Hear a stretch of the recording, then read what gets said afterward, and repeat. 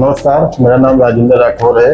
मैं आर्टा फ्लोर से। ये हमारा रिसेप्शन एरिया है और यहाँ से ही हमारी जो मशीनें हैं उनके लिए ग्राउंडिंग की एक पिट है, जिससे पहले टाइल जैसे प्रॉपर लगी है उसी तरीके से टाइल उसी शेप में कटी हुई लगी थी।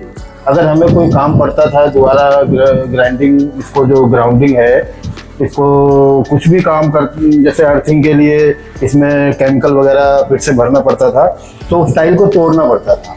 टाइल को तोड़ने के बाद में क्या होता था, फिर दोबारा ऐसी टाइलें मिलना मुश्किल होता था।